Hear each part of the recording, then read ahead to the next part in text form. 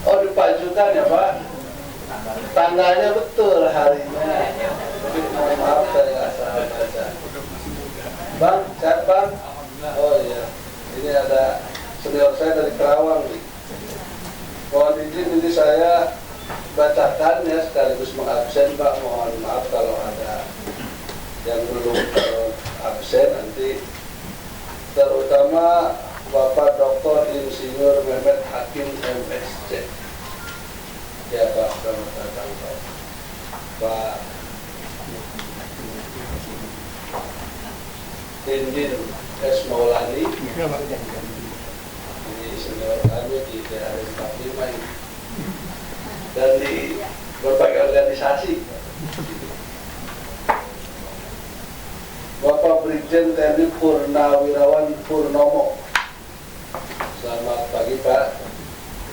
Bapak Brigjen TNI Purnawirawan Pun Priambodo.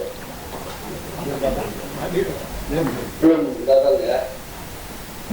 Bapak Kolonel TNI Purnawirawan Sugeng Waras. Selamat pagi Pak. Sudah Sugeng Waras. Ya ini Bapak. Profesor Dr. Anton Winardi. Dan di Komisi 5 Pak. Oh sedang audiensi, ya ada. Bapak Kolonel TNI Purnawirawan Sahar Harhab. Diganti dengan Ibu Tuti. Oh iya. Beliau lagi di rumah Saya sakit. tahu Bu.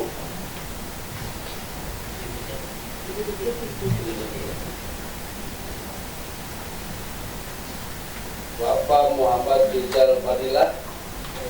Selamat datang Pak. Ini pendahulu kita di DPRD sini.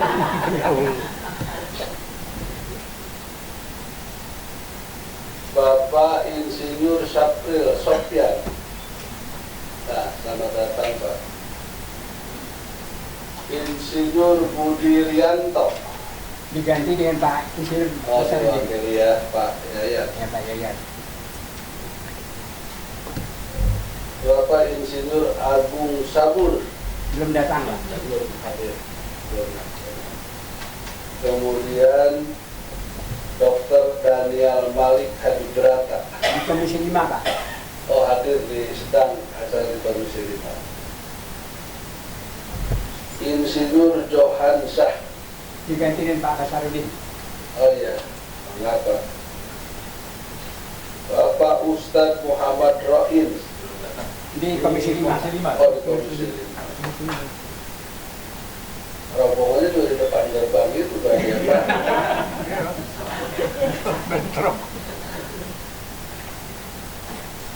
Bapak Ustadz Amin Buhari. Bapak Ustadz Diki Ahmad. Di Komisi 5 juga. Bapak Ustadz Ahsan. Diganti dengan Pak Jamal Pak. Ya, Bapak. Kemudian Bapak Ustadz Margono di Komisi 5 juga kayaknya. Bapak Ustadz Solihin AS. Bapak, selamat datang. Bapak Ustadz Asep Saripudin. Diganti Pak dengan Pak Luki, tapi lagi jadi korlap Pak. Oh, jadi kolam di depan gerbang ya. Ibu Ida Farida. Malam Bu, selamat datang. Ibu Melani SHMH.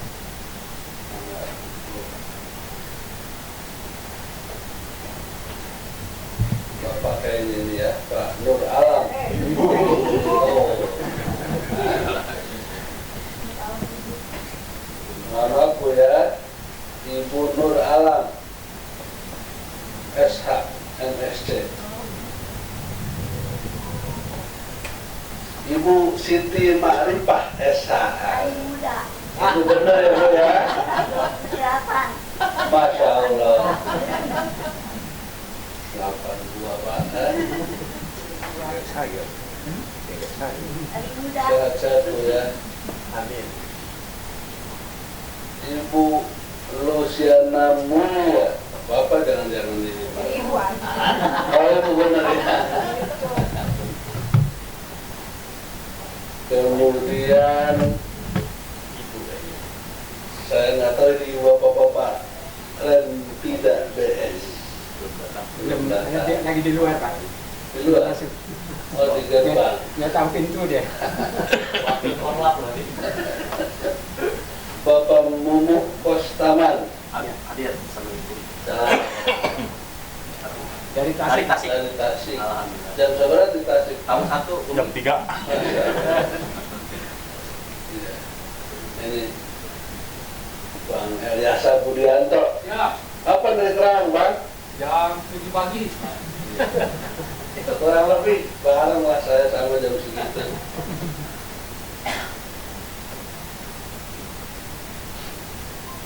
Kemudian dari Purwakarta ini, saya nggak tahu bapak apa ibu ini, Dian Cakra.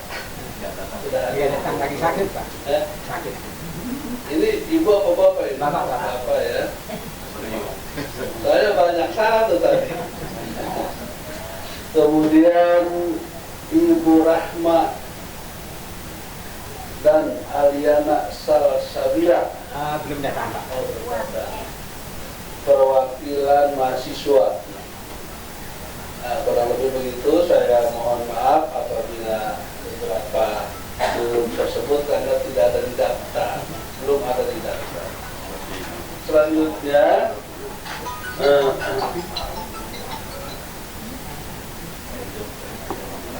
kita persilahkan kepada perwakilan delegasi untuk menyampaikan beberapa pokok poin permasalahan yang perlu disampaikan, karena di sini baru gambaran umum bahwa gerakan umat melawan ketidakadilan Jawa Barat dan gerakan merebut kembali kedaulatan rakyat bersama juga dengan lintas ormas, paguyuban, harokah dan komunitas juga melakukan aksi demo penolakan safari politik Jokowi ke Jawa Barat, mengamati adanya usaha melakukan kampanye terselubung. Aduh, ini sesama kita ini Pak, partai ini. kita edit sedikit ini, tapi Bapak boleh bebas Pak. Sebenarnya kita juga bebas, tapi ya bercanda aja. Kemudian ya silakanlah menyampaikan Bapak kepada pimpinan delegasi, sekaligus mengatur nanti jalannya alur pembicaraan apabila ada beberapa yang akan menyampaikan. Saya persilahkan Pak Mehmet ya, Pak Dr. Insinyur Mehmet, silakan Pak. Terima kasih pada pimpinan Dewan yang telah menerima kami. Walaupun kita lihat rupanya banyak kesibukan di di DPRD ini. Ya, kami sangat gembira bahwa bapak-bapak dapat menerima kami. Gerakan umat melawan ketidakadilan ini ormas-ormas di Jawa Barat. Sedang gerakan merebut kembali kedaulatan rakyat adalah organisasi atau gerakan yang merupakan juga gabungan dari organisasi-organisasi tapi sifatnya nasional. Tapi di Jawa Barat termasuk di salah satunya ada di Jawa Barat. Nah, kedua organisasi ini sekarang sama-sama ada di sini. Tapi elemen-elemennya nanti akan semua berbicara yang tadi sudah disampaikan oleh Bapak Ketua pimpinan sidang yang terhormat ini. Yang pada intinya kami sebagai warga Jawa Barat sangat gelisah ya, melihat sepak terjangnya mantan presiden kita yang ke-7 ini.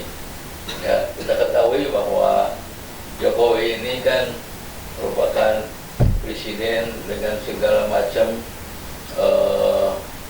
perilakunya yang tidak terpuji, ya, mulai dari pembunuhan, korupsi level dunia bahkan, kemudian politik sanderanya dan sebagainya, ya, belum lagi klinik-klinik.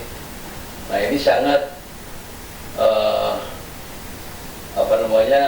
sangat diingat oleh masyarakat Jawa Barat secara keseluruhan. Nah, ada kejadian di Lampung kemarin, Bapak Jokowi datang ke sana mengatur semuanya, mendapatkan gelar menjadi Baginda Pemuka Bangsa. Ya, tapi diketahui bahwa para pelakunya ini adalah orang-orang yang juga kriminal, ya, tapi jadi pemuka di sana. Nah, ini jangan sampai terjadi di Jawa Barat, karena kami mendengar ada berita-berita bahwa Jokowi akan ke Cirebon, kemudian lanjut ke Kuningan, terakhir akan ke Sumedang. Pokoknya di mana ada kesultanan atau masyarakat adat, di situ Jokowi sasarannya. Kalau secara umum mungkin agak susah diterima, ya, tapi mereka asal sangat diduga Jokowi mempunyai uang yang sangat besar, bisa mempengaruhi segalanya. Nah, kita tidak ingin lah, masyarakat Jawa Barat ingin tentrem-tentrem aja. Saya kira itu masalah yang pokok yang ingin disampaikan, makanya kenapa kita tidak ingin Jokowi masuk Jawa Barat. Kalau hanya berkunjung ke saudara dan sebagainya sih nggak apa-apa, tapi dalam bentuk kampanye H-min 3,5 tahun itu udah nggak bener, ya. Mungkin seharusnya perwakilan partai di sini juga harusnya ikut menolak kalau ada perilaku seperti ini, ya. Begitu kami sampaikan terima kasih, dan kami juga ingin bapak-bapak DPR itu dapat mendengarkan aspirasi langsung dari para tokoh dan para ketua, para pimpinan harokah atau ormas yang ada. Kita mulai saja dari Kang Dindin Maulani, dan selanjutnya nanti akan dipandu oleh Kang Syafril. Silakan. Terima kasih Pak Mehmet. Saya ditugaskan untuk mengatur lalu lintas dari penyampaian aspirasi. Pak Ketua Pimpinan, waktu ini sampai jam berapa supaya bisa kita baca? Sampai jam 10, Pak. Waduh. Jadi kalau sampai jam 10 artinya kalau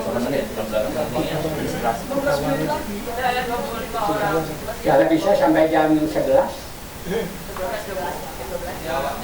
Jam 11 bisa, Pak?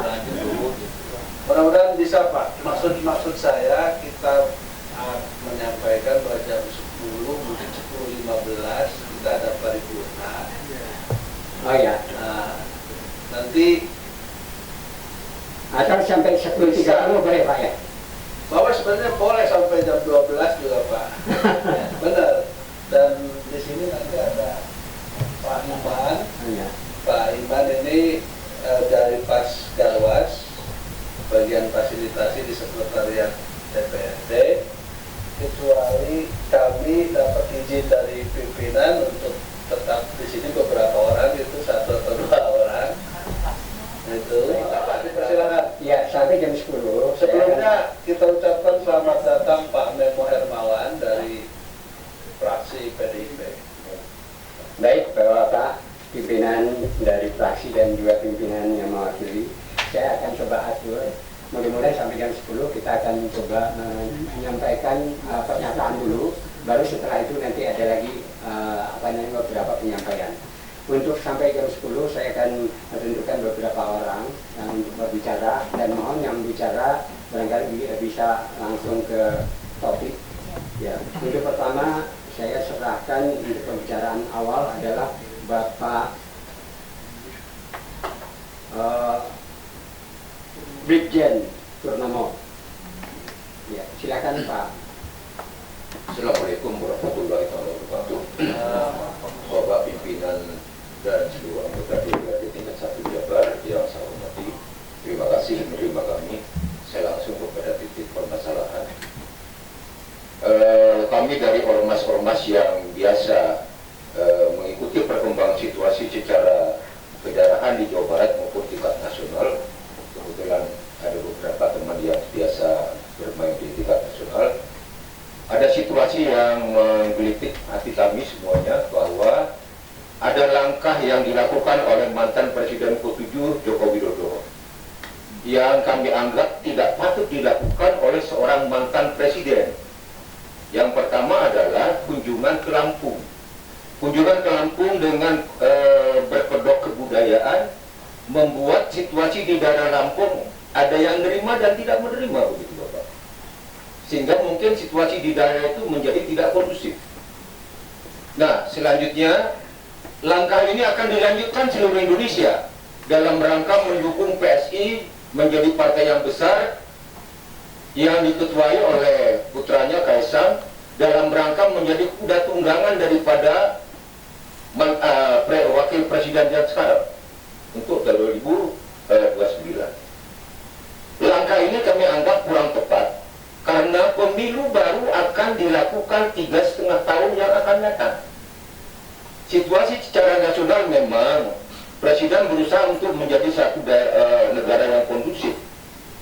Beberapa petunjuk presiden tentang hukum, tajam atas, tajam bawah, begitu, dan mengingatkan kepada seluruh aparat pemerintah bahwa merupakan utusan dari rakyat atau fasilitas dari rakyat, begitu dan sebagainya. Yang kedua, situasi di Jawa Barat sudah cukup kondusif, Bapak. Kalau hal ini terjadi di Jawa Barat, kami mengkhawatirkan terjadinya gesekan antar kami begitu, horizontal begitu kira-kira. Oleh karenanya kami menolak apa yang akan dilakukan oleh mantan Presiden Joko Widodo ke daerah Jawa Barat. Kalau kita tarik mundur pada masa beliau 10 tahun berkuasa, memang selalu membuat situasi yang tidak kondusif, membuat perpecahan bangsa, tidak membangun nation, tidak membangun rasa kebangsaan. Contoh, keluarga Kepres 17 tentang PKI diberi bantuan. Joko Widodo tidak pernah belajar tentang sejarah. Siapa yang melakukan pembunuhan, siapa yang memulai, siapa yang menjadi korban. Tetapi Joko Widodo mengeluarkan Kepres 17 memberikan bantuan kepada PKI. Sedangkan TAP 25 belum dicabut. Ini kan kontroversi. Yang kedua, situasi ekonomi. Kalau kata ahli ekonomi, ada kelompok high, ada middle, ada low. Middle-nya dihilangkan, jadi tinggal high sama low. Sehingga pada akhirnya rakyat bawah harus menerima apa yang diminta oleh kelompok yang kita kenal sekarang oligarki. Yang ketiga, Joko Widodo selalu membuat suatu keputusan yang kira-kira membuat masalah terhadap di Republik ini. Banyak hal, khususnya korupsi. Korupsi mulai presiden pertama bukan tidak ada, memang ada, tapi tidak sehebat 10 tahun kepemimpinan Joko Widodo. Hampir para pejabat dibiarkan untuk menjadi tukang korupsi.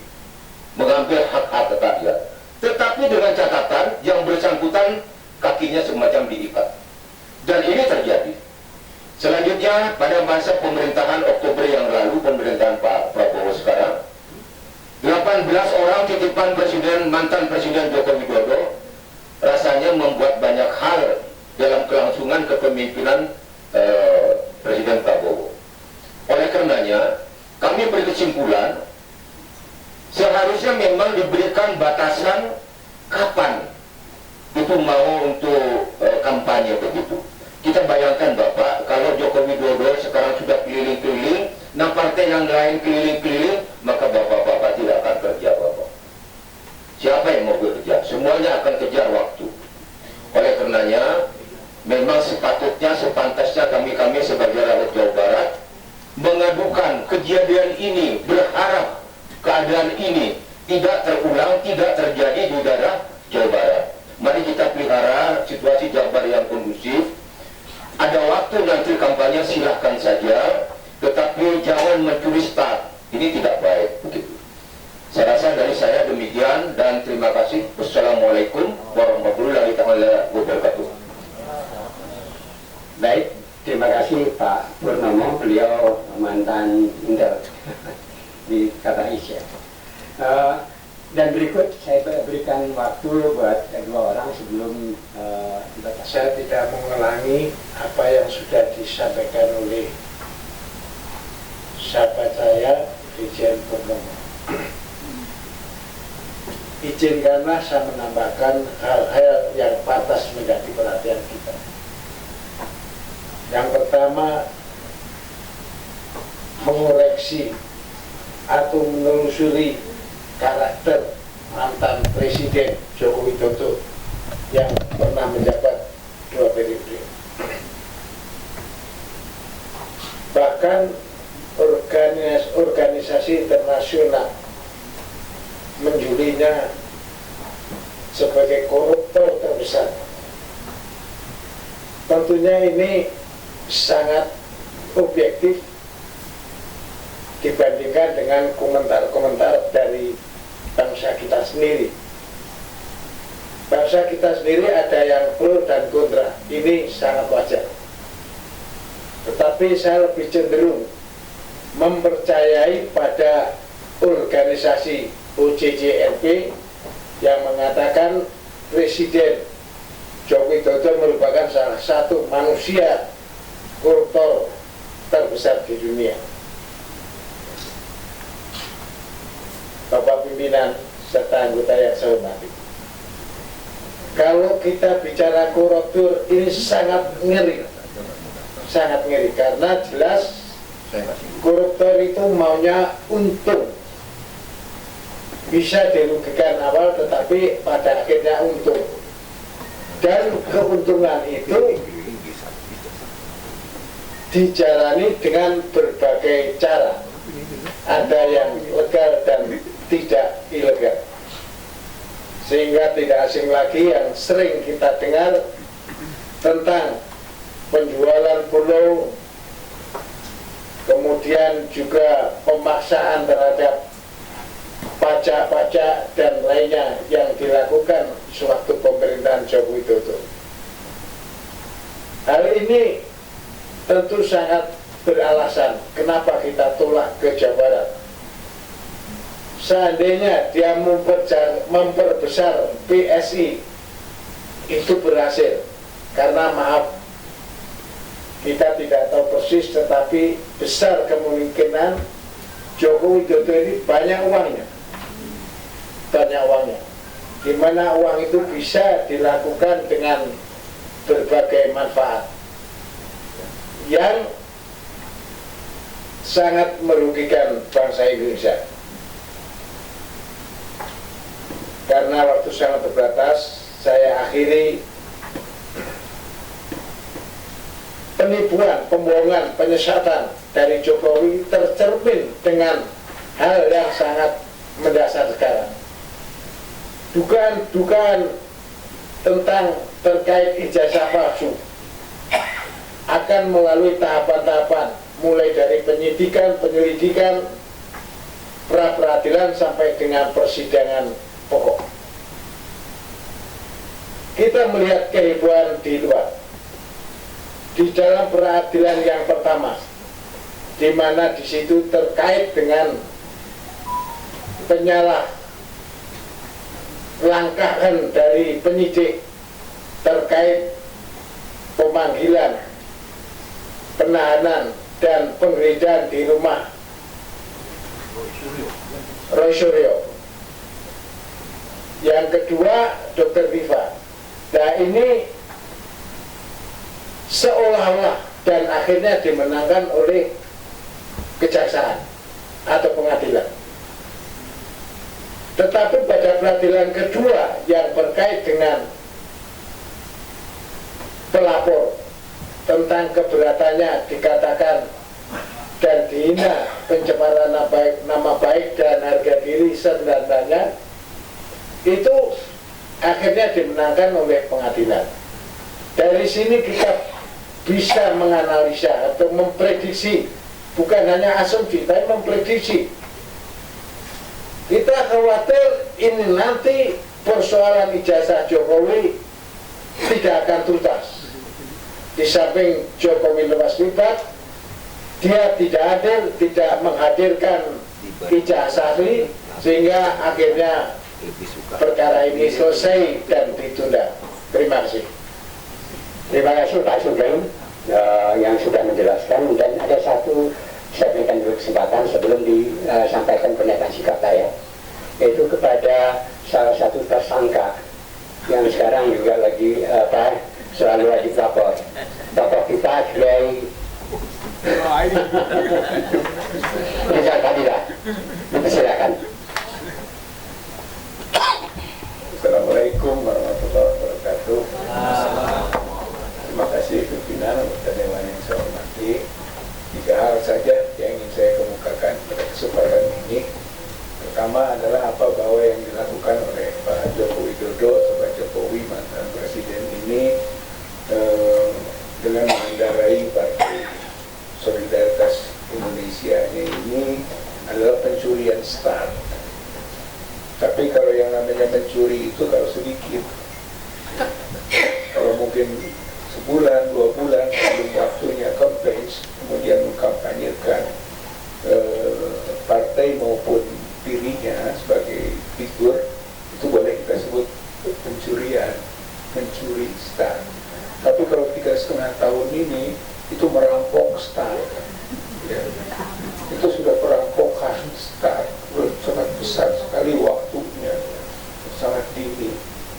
Bahkan ketika berkompetisi tidak sehat dengan partai-partai yang lain, ini sebenarnya kita sebut memperkosa start. Jadi lebih dalam lagi, jauh lagi yang dilakukannya. Kemudian bahwa tentu terhadap partai-partai yang ada, yang besar, yang mapan, yang berpengalaman, saya kira ini menjadi satu pelecehan dalam konteks kompetisi sehat di negeri demokrasi ini. Saya kira itu permasalahan besar.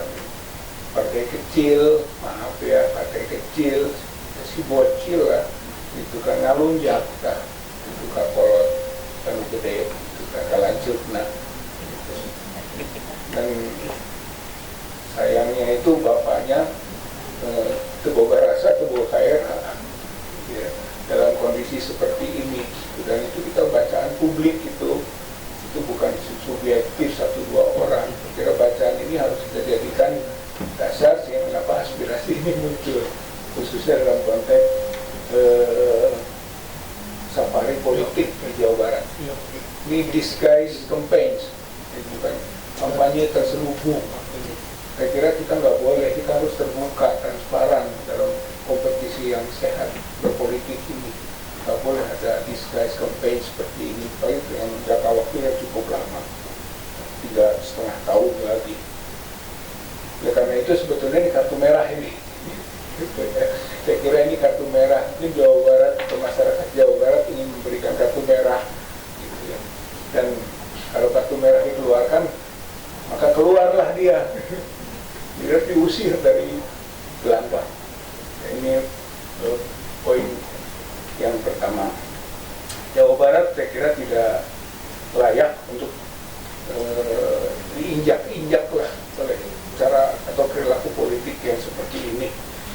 jelema untuk boga rasa jeung teu boga kaela. Yang kedua, safari ini adalah kepentingan politik menunggangi budaya. Saya kira ini manipulatif. Jadi kultur politik manipulatif yang tidak sehat juga. Dari kasus di Lampung, kemudian mau ke Jawa Barat, ke Cirebon juga, kira budaya, akan festival gajah, mungkin yang lain juga akan mengendarai budaya ini ya, untuk kepentingan politik. Saya kira ini tidak bagus.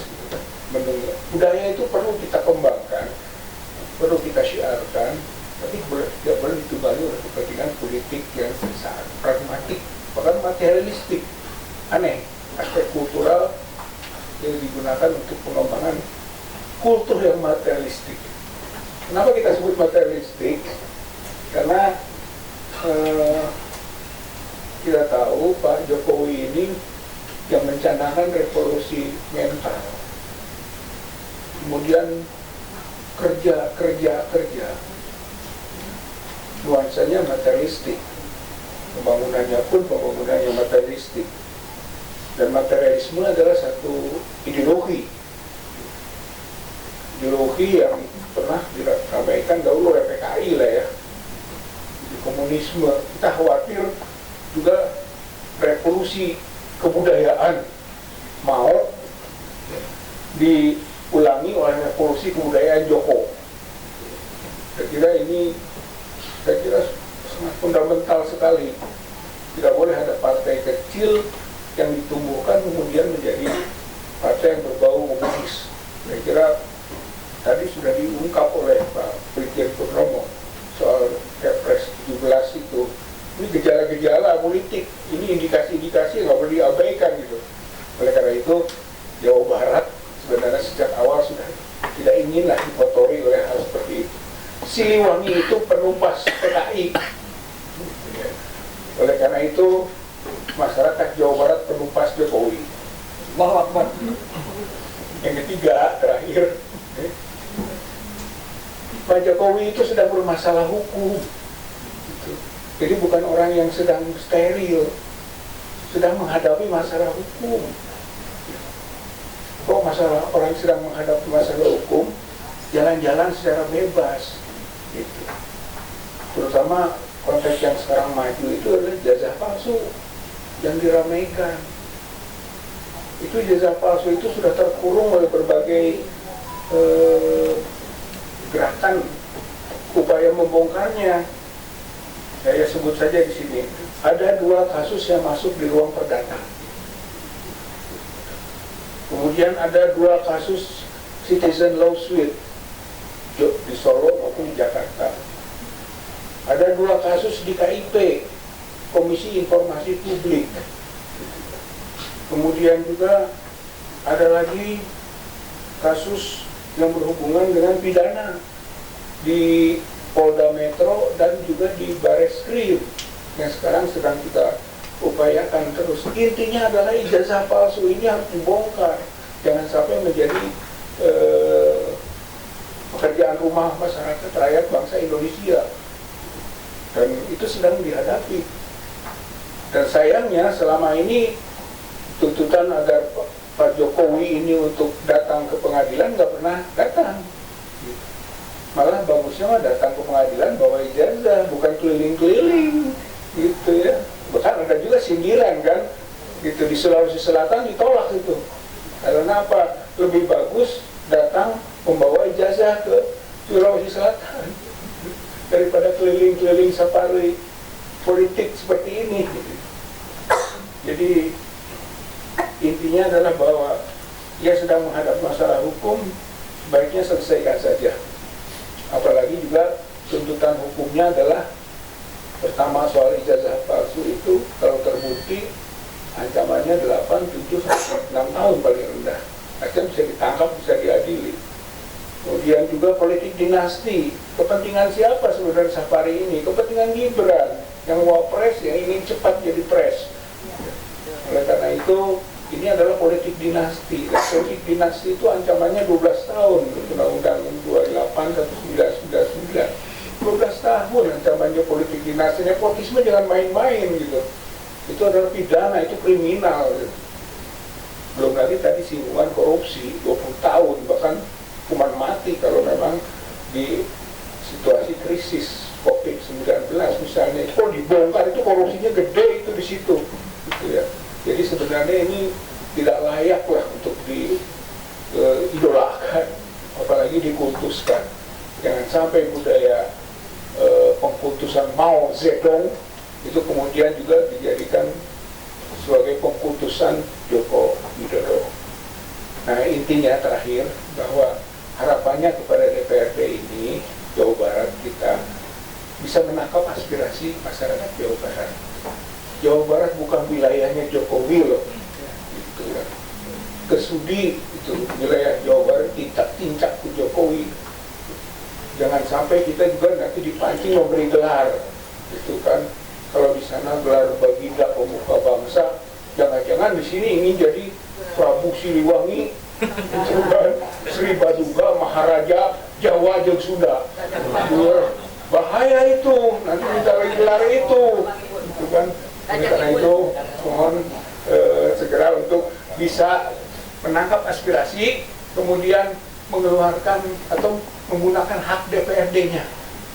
Hak DPRD itu ada hak angket, interpelasi, ada hak untuk mengajukan rancangan perda, dan ada juga hak untuk mengeluarkan pendapat.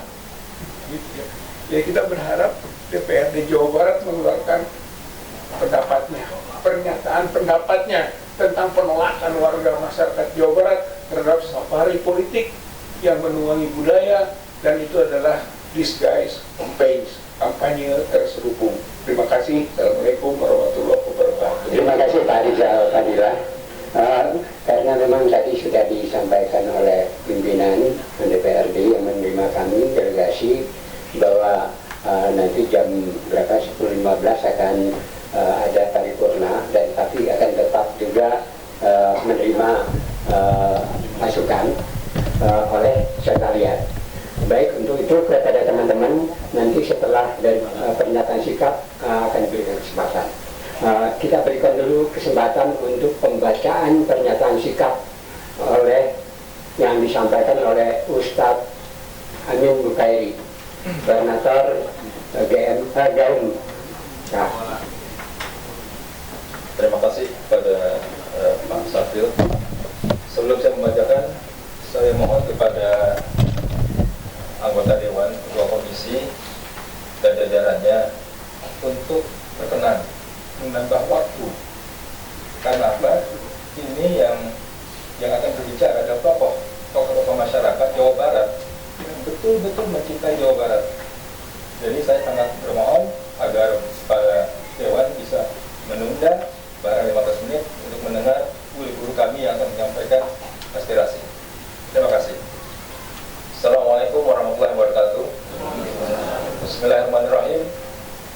Pernyataan sikap Gerakan Aliansi Umat Melawan Ketidakadilan Gaumka dan Gerakan Merebut Kembali Kedaulatan Rakyat atau GMKR Jawa Barat.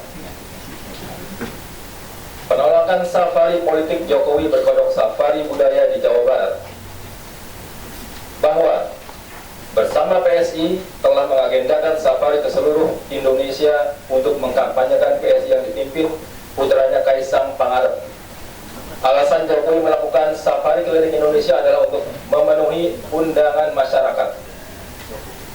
Bahwa agenda safari itu bersifat manipulatif dan mencuri start kampanye. Manipulatif karena agenda tersebut seolah-olah diundang oleh masyarakat. Mencuri start karena dinilai belum saatnya menurut peraturan perundang-undangan untuk melakukan kampanye partai politik maupun figur tertentu. Bahwa safari politik Jokowi dibaca publik memiliki motif yang terselubung, yaitu kepalsuan Jokowi masih dicintai oleh rakyat. Gibran bersiap merebut kepemimpinan negara serta PSI pimpinan Kaisang dapat dibesarkan secara instan. Safari itu untuk membangun politik dinasti. Bahwa menarik dukungan dengan cara bagi-bagi amplop dan sembako bukan hanya tidak mendidik, tetapi juga bagian dari suatu pengkhianatan politik. Ulangi, suatu pengkhianatan politik, menghalalkan segala cara dan pamer dari kekayaan. Penghinaan pada masyarakat susah dan lemah. Perlu diusut pembelian safari dan pola bagi-bagi Jokowi tersebut. Bahwa Jawa Barat bukan wilayah Jokowi, karenanya menjadi target penguasaan serius. Tetapi dengan batal dan tidak jelas rencana kirap budaya di Cirebon, maka Jawa Barat telah membuktikan bukan wilayah jajahan, mainan, dan bayaran. Jawa Barat adalah daerah budaya mandiri, religius, dan masyarakat merdeka. Tidak sudi diinjak oleh kepentingan politik murahan dan tidak beradab Jokowi. Atas dasar hal-hal di atas, maka gerakan Aliansi Umat Melawan Ketidakadilan Jawa Barat atau GAUMKA dan gerakan merebut kembali kedaulatan rakyat GMKN Jabar bersama 40 lintas ormas, paguyuban, harokah, dan komunitas di Jawa Barat menyatakan sikap sebagai berikut. Pertama, menolak dan tidak sudi menerima kehadiran Jokowi di Jawa Barat dalam rangka kampanye politik dengan berharap nilai-nilai budaya Jawa Barat. Kedua, mendesak PPATK, KPK, dan Kejaksaan Agung memeriksa aliran dana penggunaan pembiayaan safari dan kampanye politik Jokowi bersama PSI ke seluruh Indonesia karena tercium bau korupsi, pencucian uang, dan penggunaan dana ilegal lainnya. Ketiga, meminta DPRD Jawa Barat untuk menindaklanjuti aspirasi masyarakat Jawa Barat dalam penolakan kehadiran Jokowi dengan mengeluarkan pernyataan sikap DPRD Jawa Barat, menentang kampanye dini dan terselubung partai politik dan figur politik di Jawa Barat. Keempat, mengajak seluruh rakyat Jawa Barat untuk menolak kehadiran Jokowi bersama PSI di seluruh daerah Jawa Barat, mewaspadai politik uang, pengembangan paham materialisme, dan penunggangan budaya Jawa Barat. Kelima, seluruh elemen perjuangan masyarakat Jawa Barat mendesak aparat penegak hukum untuk menangkap dan mengadili Jokowi agar yang bersangkutan dapat segera mempertanggungjawabkan dosa-dosa politiknya di depan hukum. Demikian pernyataan sikap ini dibuat dan disampaikan sebagai wujud tanggung jawab kami sebagai warga masyarakat Jawa Barat yang berdaulat, berbudaya, dan bertakwa kepada Allah Subhanahu wa Ta'ala dalam rangka berupaya menegakkan kebenaran, kejujuran, dan keadilan. Bandung, Gerakan Aliansi Umat Melawan Ketidakadilan GAUMKA, Gerakan Merebut Kembali Kedaulatan Rakyat GMKN Jawa Barat. Amin Bukhari, Koordinator GAUMKA, dan Dr. Insinyur Muhammad Akib, MSc, Presidium GMKN Jawa Barat. Terima kasih. Assalamualaikum warahmatullahi wabarakatuh. Terima kasih Pak Mariot dan Pak Nemo dan Pak Sikon. Bapak dan Ibu, terima kasih atas aspirasi yang disampaikan dengan sangat baik hari ini. Artinya aspirasi itu kan hak rakyat, dan kami terima dan kami akan sampaikan kepada pimpinan. Yang sedianya pimpinan hadir, akan tetapi karena persiapan untuk paripurna nampaknya pimpinan sedang ada hal-hal yang sedang dibicarakan dengan gubernur. Jadi nanti aspirasi dari Gerakan Aksi Umat Melawan Ketidakadilan dan Gerakan Merebut Kembali Kedaulatan Rakyat hari ini sudah kita terima secara tertulis maupun tadi disampaikan langsung secara lisan. Kita akan sampaikan kepada pimpinan DPRD tentunya, dan nanti akan disikapi oleh pimpinan seperti apa langkah-langkahnya. Tapi paling tidak kami sudah mendengar langsung, kami apresiasi sikap dari Bapak dan Ibu sekalian, karena itu adalah hak konstitusional sebagai rakyat.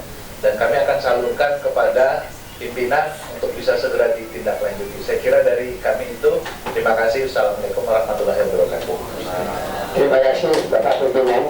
Ada dua orang mama yang akan bicara supaya beliau juga merasa bahwa perjuangan nggak sia-sia. Dipersilakan kepada Neng umur 28 tahun, Ibu Umi Iva.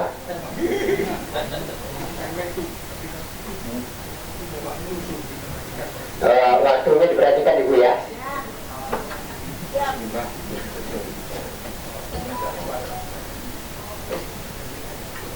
Assalamualaikum warahmatullahi wabarakatuh. Mungkin saya di sini paling muda ya, baru 28 tahun. Bapak pimpinan DPRD yang kami hormati beserta jajarannya, saya tidak akan dongeng karena dongengnya sudah banyak. Kita menyikapi safari dari mantan Presiden ke-7 dengan berdalih budaya. Kalau saya tanya budaya yang mana? Kita semuanya Jawa punya budaya loh. Kemudian maaf ya, langkah beliau itu mengingatkan saya pada zaman bahula, zaman Belanda. Politik pengadu domba di SMPNH. Beliau berusaha mendatangi semua yang berkerajaan untuk mendapat jalan, untuk mendapat dukungan. Kemudian di antara mereka kan perang. Jadi maaf, di antaranya jalan dari Lampung. Kemudian juga maaf ya, saya bagi bocoran, dia tadinya mau ke Sumedang, ke Waniun. Nah, ada mama dia itu, cuma saya juga memiliki aspirasi dari 100 Sumedang bahwa beliau memang tidak berhak untuk misalnya menolak Jokowi datang, tapi saya cuma lihat di sini, lo jangan ngasih gelar ya, karena gelarnya sudah ada. Saya enakan jadi bikin gelar.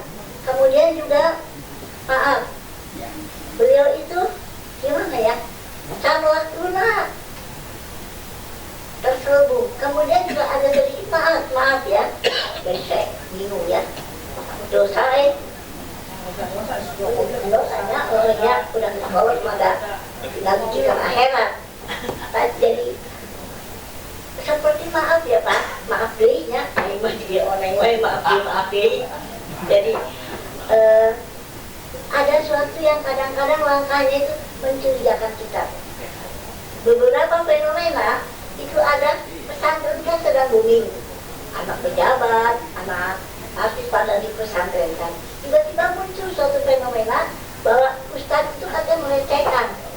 Padahal sebetulnya kalau kita selidiki, kenapa kita diem baik gitu toh? Itu bukan ustadz benar. Mereka itu sengaja untuk menjatuhkan pamor pesantren sehingga pesantren jatuh Pak. Itu. Dan ini fenomena ini sebetulnya bukan tekanan saja. Ada yang terselubung, maaf ya, maaf dewe nah. Di kampung saya, di desa saya, tempat saya ya sebentar ya. Ini ada fenomena sebuah PPU ya, taman bermain anak-anak, ustaznya, gurunya seperti ustaz, tapi yang diajarkan di situ bertentangan.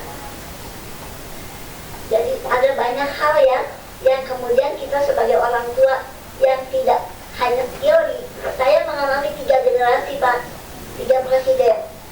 Jadi kalau saya lihat perilaku mantan presiden lain mas, ayah memutah juga Pak Joko. Saya memutah. Kemudian juga maaf, perlakuan terhadap kaum akademis seenaknya wae gitu loh. Orang-orang yang didudukan, yang diambil, yang kemarin baru dapat persamaan SMA, ada para S2, S3 di sini, kok tidak diambil? Dalam arti kata minimal aspirasinya. Jadi seperti kita ini mau menjadi orang yang bodoh, kemudian setelah bodoh dibodohin. Baik, kalau kita sama dengan kebun Yusuf Gudel, tahu nggak Pak? Jadi harusnya kan pajak itu ya kan untuk negara kita yang sebetulnya kaya, tidak harus ada petani yang miskin, yang begung. Kalau di luar negeri ya Petani itu gagal Pak, iman lagi halus, hari bulan baru legung. Nah jadi seperti itu. Baik Ibu. Kita menolak sekali batasi Pak dari budaya. Baik. Assalamualaikum warahmatullahi wabarakatuh. Baik, saya beri kesempatan lagi kepada satu ibu-ibu. Setelah itu sudah akan ditutup oleh Pak Dindu. Dan mohon maaf kepada para peserta yang lain, nanti pembicaranya orasi saja di lapangan. Ya, jadi baik itu ada Pak Kiai Yayat dari pesantren Pangalengan, ada Kiai Pak Solihin, Dr. Daniel, Pak Profesor Anton, nanti di luar saja di orasi. Karena beliau-beliau ini akan paripurna, jadi saya berikan kesempatan cuma satu ke Mama supaya tidak protes lagi, ke Ibu Tuti. Setelah itu akan ditutup oleh Pak Dulu Maulana. Assalamualaikum warahmatullahi wabarakatuh. Terima kasih. Baik, saya akan menyampaikan beberapa poin. Dengan adik kita dari Aliansi Profesional Indonesia Bangkit menyatakan menolak kehadiran Jokowi di Jawa Barat. Saat ini Jokowi sedang menghadapi masalah hukum terkait ijazah palsu. Sebagai warga negara harus tunduk dan hadir pada sidang-sidang yang sudah terjadwalkan. Kedua, Jokowi bertanggung jawab atas kasus pembunuhan, kasus KM50, kasus Kanjuruhan, dan meninggalnya hampir 819 anggota KPPS di era Jokowi telah melanggar HAM berat, harus segera diadili dan ditangkap. Ketiga, Jokowi ke Jawa Barat tidak bisa dipungkiri safari politik Jokowi yang dikemas safari budaya oleh Jokowi untuk mengangkat Gibran, anak haram konstitusi penguasa tertinggi Dewan KRI. Saya akan membawakan Kepres nomor 17. Kepres 17 tahun 2022 memperjelas Jokowi memfitnah TNI dan Islam sebagai pelaku kejahatan HAM, di mana PKI sebagai korban dengan membela PKI. Jokowi diduga PKI. Sekian dan terima kasih. Baik, terima kasih Bu Tuti. Ya. Allah Akbar. Baik, saya persilakan ke tokoh kita Pak Dindin Ismail untuk menutup dan mengucapkan terima kasih. Terima kasih Pak Syafri. Assalamualaikum warahmatullahi wabarakatuh. Bapak-bapak yang terhormat dari perwakilan DPRD. Sini ada Pak Ketua Komisi 1 ya. Ada Pak Rahmat Hidayat. Relatif masih muda Pak Rahmat. Dan aktif di beberapa organisasi, ada juga Pak Sitkon ya, Komod Sitkon ini dari PKB. Biasanya kalau kami terima ODJ itu kebanyakan di PKB. Saya nggak tahu persis apa alasannya ya, termasuk PDIP biasanya. Cuma sayang Golkar yang biasanya sering cukup banyak, tapi cuma satu, Pak Memo. Tapi ya saya terima kasih ya Pak Yod ya, Pak Memo dari PDIP, tokoh PDIP di Garut, Pak Memo. Juga ada dari Allah, dari Gerindra hadir. Sudah saya ketemu Pak Ketua sendiri sudah menjanjikan dia siap untuk terima kita, Pak Bukti. Saya senang karena apa? Karena beliau adalah partai yang berkuasa, ya. Mestinya beliau yang marah-marah, bukan kami yang marah. Kenapa Gerindra mesti marah? Orang di istana itu hanya berapa persen ya, kurang dari 50% itu jatah Gerindra, itu yang mesti marah-marah. Alhamdulillah ada wakilnya jadi Gerindra ya. Bapak Ibu sekalian tadi sudah jelas semua yang sampaikan penolakan terhadap Jokowi itu karena memang kelihatannya Jokowi tidak ada yang disukai gitu, tidak ada yang menyukai di Jawa Barat ini. Kesalahan Jokowi ini sulit ya untuk bisa dimaafkan kelihatannya. Kenapa ya? Karena 10 tahun berkuasa dan tidak pernah mohon maaf. begitu. Jangan mohon maaf gitu ya. Yang terjadi ketika dia banyak permasalahan yang belum diselesaikan, malah dia hadir untuk keliling seluruh Indonesia, bayangin. Ini bukan curi start lagi, garong start ini. Garong start. Kalau curi start itu biasa nih, beberapa daerah ini seluruh Indonesia. Tadi sudah dijelaskan dari mana segala macam. Karena beliau ini sebetulnya ada sangat dugaan keras merusak tatanan ideologi kita, ekonomi kita, semua masalah hukum, politik, segala macam. Korban politik itu adalah termasuk diantaranya Pak Yon Mintarga. Kita itu paham, semua ini para tokoh ini paham kalau Golkar ini pernah diacak-acak begitu. Jadi Pak Yon harus marah nih. Pak Yon ini sudah 8 ya, bayangin 8 periode. Ya, saya masih aktif dulu di mahasiswa, beliau sudah jadi anggota dewan. Bayangin. PDIP juga sama. Ya, mestinya tadi ada ucapan, seperti saya berharap ada sebuah kemarahan dari bapak-bapak ini ya, bukan dari kita. Ya, Pak Memo ini PDIP digembosi seenaknya. Ya wakil pemilik nggak apa-apa, boleh merah begitu ya. Itu yang sebetulnya kita harapkan. Tapi namun demikian ya, kami memaklumi dalam konteks dunia politik memang tidak bisa sembarangan bicara, tapi suatu saat di luar kita bicara-bicara soal kemarahan ini pantas-pantas saja, sehingga teman-teman ini para tokoh yang hadir di sini tadi itu sebetulnya bukan marah, itu sebuah ekspresi bahwa negara ini berbahaya. Kalau dinasti Put and Put Solo 2029 dia akan manggung lagi, ini berbahaya. Nah, bukan hanya untuk kami, tapi untuk bapak-bapak, untuk yang ada di lingkungan partai ini, berbahaya. Buat anak cucu ya. Buat anak cucu kita lah ya, 2029 ya, kita juga sudah tahu lah, sudah di mana ya. Sekarang saya aja sudah 74, kalau dapat usia sampai 2029 berarti berapa tuh Pak? Bapak-bapak dari Gerindra juga harus berhitung benar ya. 2029 Pak Prabowo ini di atas saya. Umur berapa beliau segala macam? Apa sudah siap?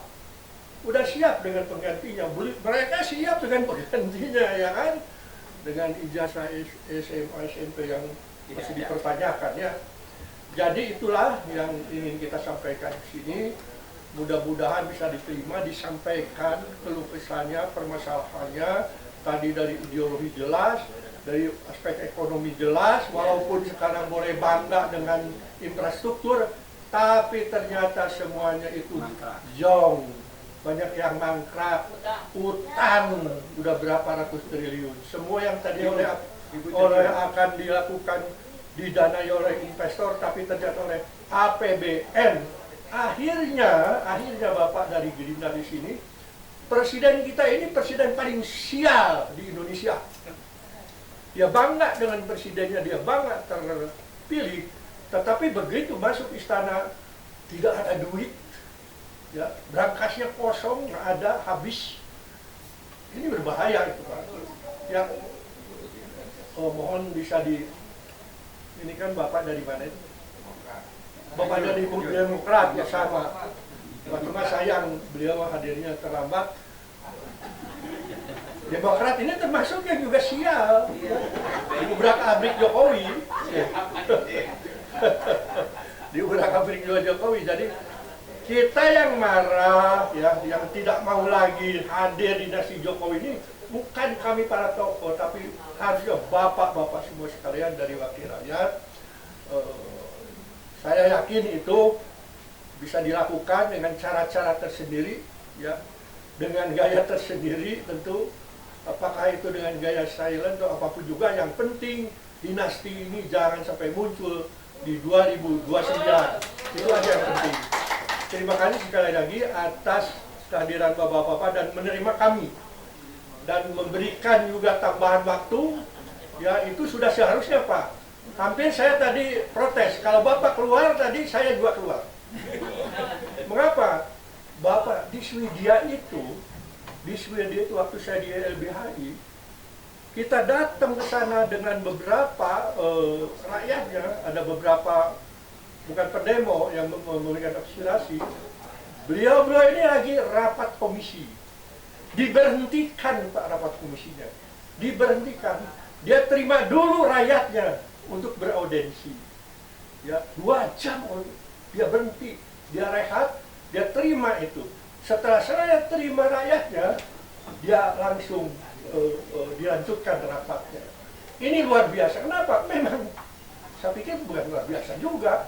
Memang karena beliau menghormati bahwa rakyat yang hadir itu adalah memang harus dihargai, karena bapak-bapak yang hadir pada saat di Sweden itu adalah wakil rakyat seperti bapak-bapak juga. Saya ucapkan terima kasih, apresiasi atas tetap hadiran di sini sampai selesai. Saya pikir saya harus mengucapkan terima kasih bukan apa-apa, yaitu tadi menghormati kami-kami yang hadir di sini. Terima kasih Bapak Ibu yang hadir yang belum kebagian untuk bicara. Bicara di sini sebenarnya sama saja di depan. Di sini bicara banyak yang agak sedikit terbatas. Di depan memang lebih bebas malah. Cuma bedanya di sini dingin, ber-AC, dapat makanan kecil, di sana panas, ya. Jadi kalau saya seperti saya aki-aki begini ya udah nggak bisa lagi Pak Yon. Ya, jangan kan kalau bicara keras bisa, yang nggak bisa naik mobil komandonya itu, ya, kaki udah gemetaran. Cuma semangat aja. Sekian, terima kasih. Billahi taufik wal hidayah. Wassalamualaikum warahmatullahi wabarakatuh.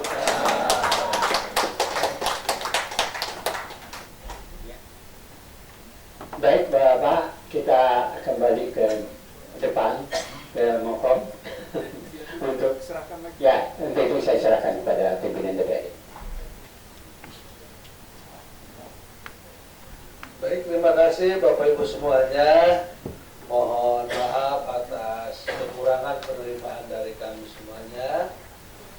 Silakan kalau di depan masih mau. Dan tentu akan dicatat semua, diapresiasi dan menjadi notulensi bagi kami di DPRD dan akan menjadi bahan untuk pimpinan DPRD mengambil sikap keputusan. Saya kira Bapak Ibu semuanya, sekali lagi kami haturkan terima kasih banyak.